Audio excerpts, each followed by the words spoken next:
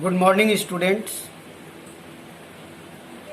हम लोग fundamentals of computer पिछले क्लास से पढ़ रहे हैं। Okay, in fundamentals of computer the important topics is components of computer, components of computer systems.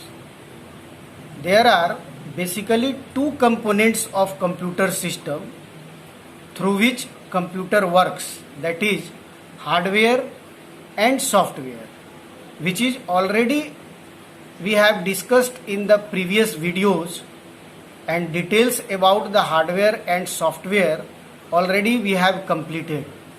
Today we are going to start about some more terminologies or topics related to the hardware. Okay, now you see there are three important units of hardware, that is input unit, central processing unit and output unit. इसको भी मैं पहले बता चुका हूँ through the help of block diagram. Okay, but now we will study about the different devices which we will cover in the input unit, that is also called input device, input unit or input devices. There are lot of input devices.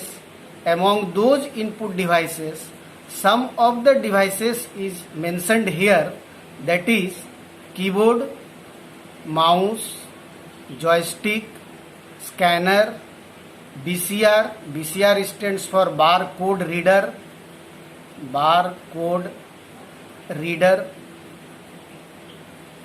microphone, web camera, stylus, trackball. Apart from these, some more input devices are also OCR, OBR, MICR. Okay, these are the important input devices which is already given in your books.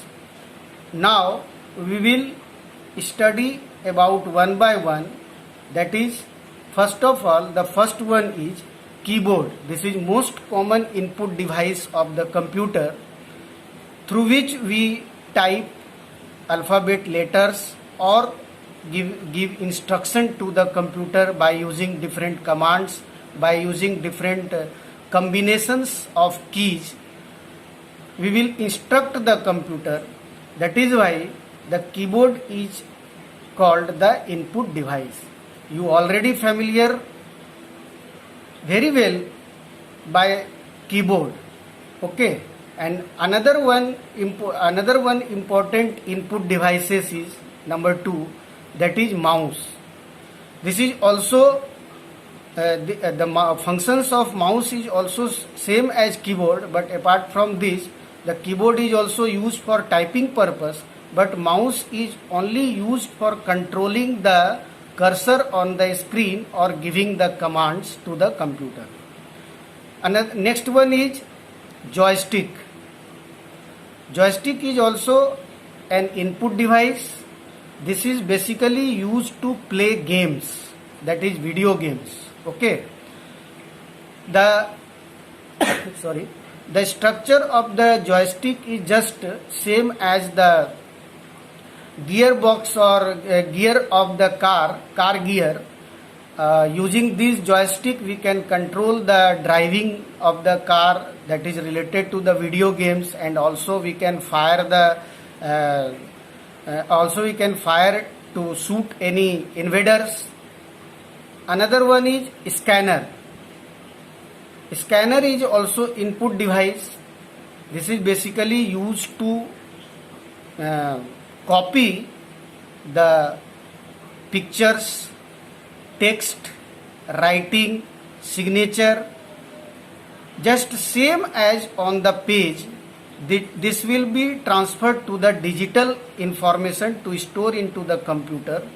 That is why suppose करो कि आपको अपना signature scan करके computer में डालना है, तो scanner का काम यही है कि जो भी स्पेलिंग है, राइटिंग है, या पिक्चर्स है या टेक्स्ट है, उसको एज इट इज कंप्यूटर में इनपुट करने के लिए स्कैनर का यूज होता है। Clear? That is bar code reader. Bar code reader this is also an input device. Basically जब आप शॉपिंग मॉल में जाते हैं, ठीक है, तो शॉपिंग मॉल में देखिए हर प्रोडक्ट के ऊपर में बारकोड होता है। तो बारकोड के पास एक इनपुट डिवाइस होता है जो जिसको एक्चुअल में बारकोड रीडर वो है जो उसके हाथ में है, जो लाइट रे निकला और उस बारकोड को रीड कर लिया। उस बारकोड के अंदर जो भी इंफॉर्मेशन है, प्रोडक्ट नेम है, प्रोडक्ट का रेट है या प्रोडक्ट का ब्रांच है, वो सारा इस इंफॉर्मेशन को एक्सेप्ट करके कंप्यूटर के स्क्रीन पे डिस्प्ले कर देता है। तो that is barcode reader. This is also important input device. Microphone, already you are familiar with this microphone input device, just same as you may say that is mouthpiece. Through microphone we input the sound into the computer. There is one of the another input device is web camera, which is already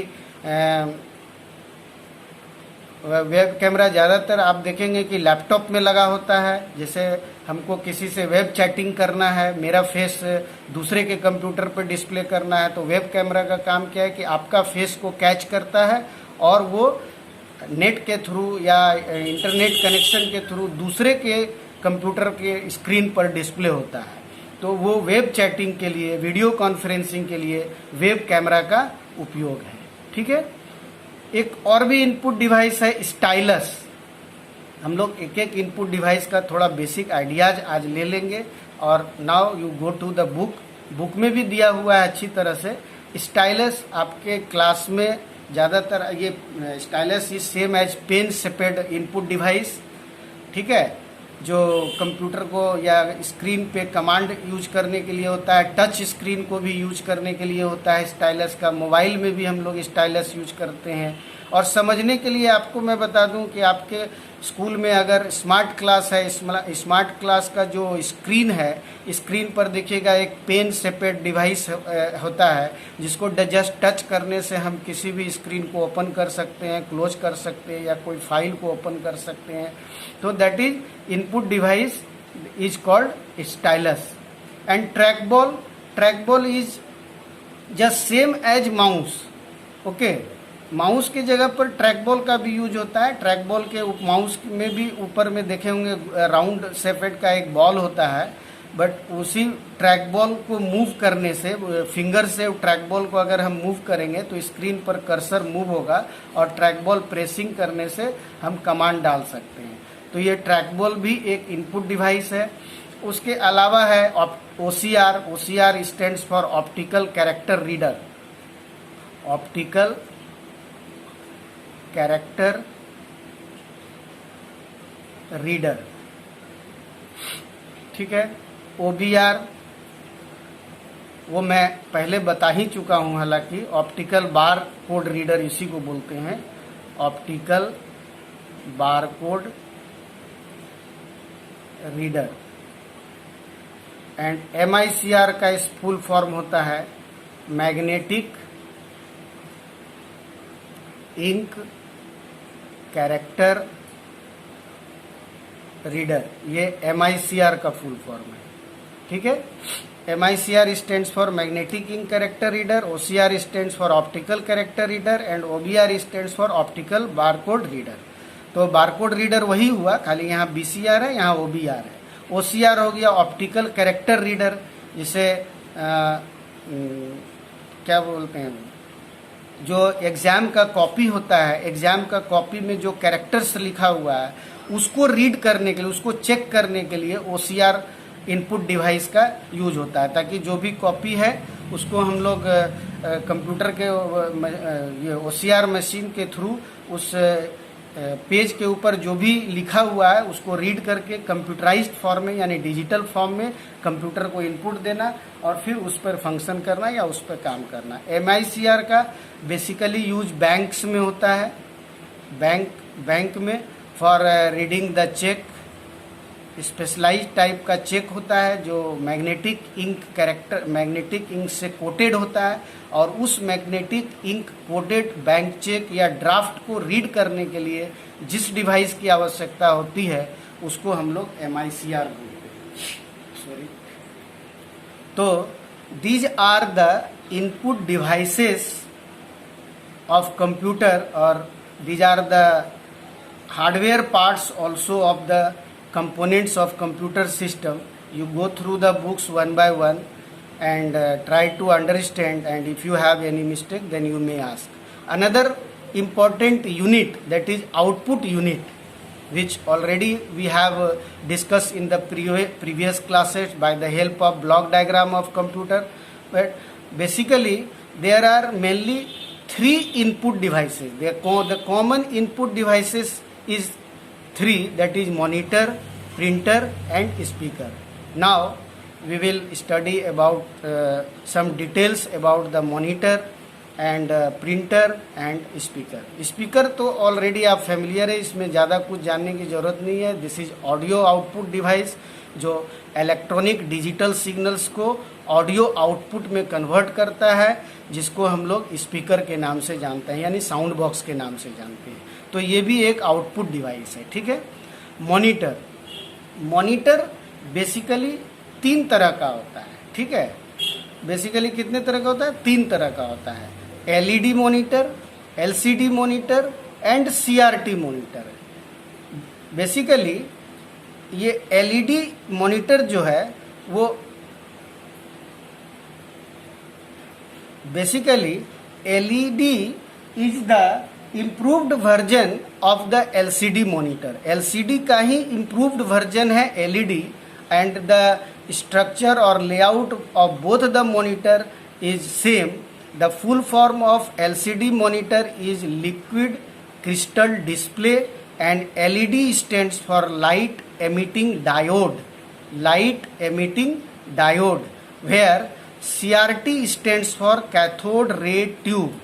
The main difference between LCD and LED is, in LCD monitor it uses cold cathode fluorescence light.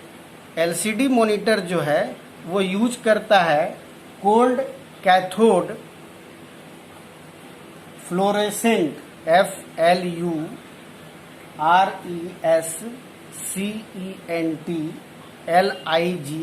Light. ठीक है. Cold cathode fluorescence light को LCD monitor cold cathode fluorescence light use करता है, वेरियाज LED light emitting diode को use करता है. This is the basic difference between LCD and LED. And another one is CRT monitor से already आप अच्छी तरह से फैमिलियर हैं. आप लैब में जाओ, ये कैथोड रे ट्यूब, ये साइज में बहुत पीछे बड़ा निकला हुआ रहेगा, जैसे पुराना टीवी हुआ करता था. इसमें एक रे पास आउट होता है और उस रे कैथोड रे निकलता है और रे से सारा कुछ स्क्रीन पर डिस्प्ले होता है. तो मॉनिटर का जो परफॉर्मेंस है या मॉनिटर का जो क्वालिटी है वो डिपेंड करता है उसका रेजोल्यूशन से. रेजोल्यूशन मीन्स स्क्रीन कितना अच्छा डिस्प्ले होता है. ठीक है. जैसे तो LCD मॉनिटर का ही चूंकि एडवांस वर्जन LED है, तो now a day the LED is more improved version of the monitor, जिसमें कि रेजोल्यूशन बहुत अच्छा होता है. इसमें डिस्प्ले, इसका जो डिस्प्ले है comparison to all monitors are very good. Okay. And CRT ये पावर ज़्यादा कंज्यूम करता है, इसलिए ज़्यादातर आज के डेट में आप देखेंगे कि CRT मॉनिटर धीरे धीरे बंद ही हो रहा है. अभी LED मॉनिटर ही चल रहा है. LCD भी अब धीरे धीरे बंद हो रहा है और LED मॉनिटर का ज़्यादातर यूज हो रहा है. ठीक है. तो ये इनपुट डिवाइसेस और आउटपुट डिवाइसेस का कुछ एडवांस वो पार्ट्स था, और यू में से the examples of input devices and output devices. These are the examples of input devices and these are the examples of output devices. ठीक है. Now apart from this, some more term which we will study in the fundamental of computer that is computer performance. आपको ये जानना है कि computer performance क्या होता है। देखिए, कंप्यूटर का परफॉर्मेंस 3 चीज पर डिपेंड करता है। प्रोसेसर, फर्स्ट है उसका प्रोसेसर, दूसरा चीज है हार्ड डिस्क, और तीसरा चीज है कंप्यूटर का मेमोरी, दैट इज रैम। जब भी आप कंप्यूटर खरीदने जाते हो तो आप उस पर 3 चीज पर ज़्यादा फोकस करते हैं, ठीक है। कि कंप्यूटर का प्रोसेसर मतलब स्पीड, प्रोसेसर स्पीड को आप पहले देखना चाहते हैं कि मेरा कंप्यूटर जो हम खरीदने वाले हैं उसका प्रोसेसर का स्पीड क्या है। स्पीड का मेजरमेंट जो होता है GHz में होता है, गीगा हर्ट्ज, इसको बोलते हैं गीगा हर्ट्ज, ठीक है। प्रोसेसर स्पीड, हार्ड डिस्क ये स्टोरेज कैपेसिटी कितना है, ताकि हम उसमें कितना डेटा स्टोर कर सकते हैं, और रैम कितना है, रैम का भी स्टोरेज कैपेसिटी क्या है। चूँकि ये दोनों ही स्टोरेज हाउस ऑफ कंप्यूटर है, तो इसका स्टोरेज कैपेसिटी जितना हाई होगा उस कंप्यूटर का परफॉर्मेंस उतना बेटर माना जाएगा, ठीक है। तो these are the computer performance in which we will see the processor speed, hard disk storage capacity and RAM. Hard disk का भी स्टोरेज कैपेसिटी, अब स्टोरेज कैपेसिटी का जो यूनिट है उसको आपको ध्यान देना होगा कि हार्ड डिस्क का स्टोरेज कैपेसिटी का यूनिट मेजरमेंट जो होता है वो कैसे होता है। देखिए, थोड़ा सा मैं आपको इसको भी बता देता हूँ। यूनिट मेजरमेंट, यूनिट या स्टोरेज कैपेसिटी मेजरमेंट बोल सकते हैं। Storage capacity measurement, storage capacity का जो मेजरमेंट होता है वो जो भी हम लोग कंप्यूटर में स्टोर करते हैं वो बिट में स्टोर करते हैं। तो इसका जो सबसे स्मॉलेस्ट यूनिट है वो है bit, that is binary digit, यानी 0 एंड 1, ठीक है। तो एक सिंगल बिट हो गया वो बाइनरी डिजिट, और फिर इसी तरह से वो 8 बिट इज इक्वल टू हो जाता है 1 बाइट। फिर आ जाइए 1024 बाइट इज इक्वल टू हो जाता है 1 किलो बाइट। फिर 1000 kilobyte is equal to हो जाता है 1 megabyte. 1000 megabyte is equal to 1 gigabyte, ठीक है। 1000 GB is equal to 1 TB, ठीक है। Terabyte, where TB stands for terabyte. तो अभी जब हम लोग हार्ड डिस्क परचेज करने जाते हैं तो TB से बात करते हैं कि 1 TB का है, 2 TB का है, यानी अगर 2 TB का ले लिए यानी 2000 GB का स्टोरेज कैपेसिटी होगा। उसी तरह से रैम का स्टोरेज कैपेसिटी से भी कंप्यूटर का परफॉर्मेंस होता है। अगर रैम कम होगा तो कंप्यूटर का स्पीड भी कम होगा। तो these are the computer performance. Another one is memory. Computer का जो मेमोरी है that is storage house of computer. Memory is the storage house of computer. ये मैं पिछले क्लास में भी बता चुका हूँ, प्राइमरी मेमोरी, सेकेंडरी मेमोरी, तो अब इस पे ज़्यादा जाने की ज़रूरत नहीं है। जो another one important device of computer is motherboard, that is motherboard. Motherboard क्या है? कंप्यूटर के सीपीयू में एक बोर्ड लगा हुआ है, ठीक है। This is the motherboard, the important board where all the devices are connected. इसी मदरबोर्ड से सारा डिवाइसेस कनेक्टेड है। इवन जितना भी आप प्रोसेसर है, सीपीयू फैन है, या सीडी है, या डीवीडी है, या माउस कनेक्ट करते हो, स्पीकर कनेक्ट करते हो, प्रिंटर कनेक्ट करते हो, एसएमपीएस लगा हुआ है, every important devices will be connected by the motherboard of the computer, okay.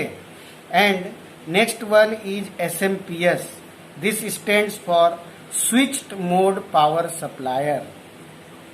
Switched mode power supply, sorry, power supply, switched mode power supply. ये सीपीयू के बैक साइड में आप देखेंगे एसएमपीएस लगा हुआ है। Basically this SMPS is used to supply the electricity to the different important devices of the computer which is connected to the motherboard। जैसे SMPS के बाहर से जो भी पावर आएगा, ये मान लीजिए सीपीयू है, सीपीयू में मेन पावर से जो कनेक्टिविटी करंट आएगा वो पहले कंप्यूटर के एसएमपीएस में कनेक्ट होगा और कंप्यूटर के एसएमपीएस से फिर कंप्यूटर के अंदर डिफरेंट डिवाइसेस कनेक्टेड होता है। इसलिए कि एसएमपीएस का कॉस्ट थोड़ा कम होता है। मान लो किसी तरह का अगर पावर में फ्लेक्सिबिलिटी आता है या कुछ फ्लक्चुएशन आता है या हाई इलेक्ट्रिसिटी पावर आ जाती है तो एसएमपीएस हमारा जल जाएगा, लेकिन other devices of the computer और इम्पोर्टेंट जैसे प्रोसेसर काफ़ी कॉस्टली होता है, ठीक है, तो रैम काफ़ी कॉस्टली होता है, वो सब बच जाएगा। और एसएमपीएस का कॉस्ट काफ़ी ज़्यादा नहीं होता है, 400-500 रुपये का एसएमपीएस मिल जाएगा तो एसएमपीएस जल जाएगा तो भी हम उसको परचेज करके लगा सकते हैं। तो basically the SMPS is used to supply the smooth electricity power to the different parts of the CPU. Okay. Another one is expansion card. What is expansion card? Expansion card मतलब हो गया this expansion card is used to connect the different peripherals to the motherboard. Different peripherals to the motherboard like network interface card, sound card, display card. जैसे computer से आपको sound card यानी speaker connect करना है तो speaker connect करने के लिए सीपीयू में ऐसा स्पेस रहेगा जहां पर कि आप साउंड को कनेक्ट करोगे तभी तो चला सकते हैं। तो ये ऐसा नहीं है कि खाली ये कनेक्शन फैसिलिटी है। This is card which is use to change the digital signal to audio. This is called expansion card, जहां से हम डिफरेंट पेरिफेरल्स को कनेक्ट कर सकते हैं। पोर्ट्स का भी वही काम है। पोर्ट्स में बैक साइड में सीपीयू के बैक साइड में आप देखिएगा डिफरेंट पोर्ट्स होता है, ठीक है, जिसमें कि हम लोग mouse, keyboard, Bluetooth, pen drive वगैरह कनेक्ट कर सकते हैं। ये सीरियल पोर्ट होता है, पैरेलल पोर्ट होता है, बहुत सारा चीज़ है। तो one by one you go through the books and try to understand all these topics. So students, we are going to finish almost this chapter, that is fundamental of computer। ऐसा नहीं है complete हो गया, उसमें कुछ कुछ और भी पार्ट है, बट मैं वो देख करके सारा कुछ पढ़ा रहा हूँ कि जो जो पार्ट्स आप खुद से भी समझ सकते हो उसको थोड़ा छोड़ के चल रहे हैं। But if you have any problem frequently you may ask the question through the help of WhatsApp group or by the telephonic contact, ठीक है। मैं आपको हर तुरंत उसका रिप्लाई व्हाट्सएप ग्रुप पे, कोई किसी क्वेश्चन का आंसर आपसे सॉल्व नहीं होता है तो आप हमको व्हाट्सएप ग्रुप पे क्वेश्चन लिख के डालिए, हम आपको सॉल्व करके देंगे, ठीक है। तो आपका ये आज का होमवर्क यही है कि इसके do the question answer of this chapter in fair copy.